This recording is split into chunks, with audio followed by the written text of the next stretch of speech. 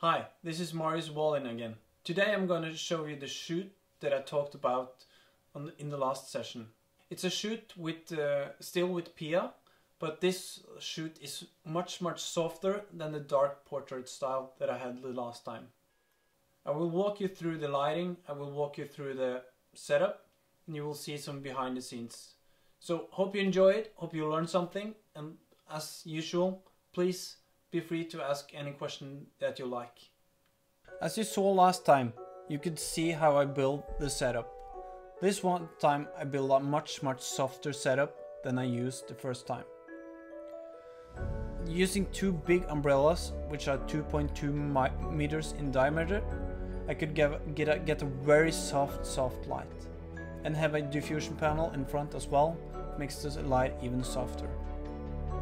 I connected them to two Elinchrom 500 watt strobes, and then I built another octabox which is 150 centimeters. Putting that together and building the scene, I had the opportunity to get a very soft light. I used a shot tether in this shoot to be able to see the picture while I was shooting. If I hadn't done that, I wouldn't be sure how much I could pull back from the highlights, because in watching the histogram on the camera tells me that everything is blown out. I also use a big foam board as a background to get a white background as well. All the other soft boxes that you see in the picture are not in use. So as you can see, the big octabox was placed right above the camera and right in front of the person, which you will see later. This time I also worked with a makeup artist who done all the styling and all the hair, so it made it possible to get the look that I wanted. Here you can see that the person, which is Pia, is also holding a foam board. That helps light spilling into her face and prevent that the cheek is getting too dark. And it also gives a catch light in her eye. So chatting with the client is also very important, and have a light funny tone like we did here. It's always a good thing.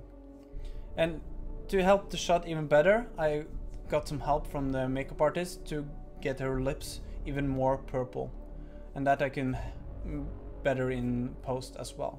Here you can see the lighting diagram from the shoot.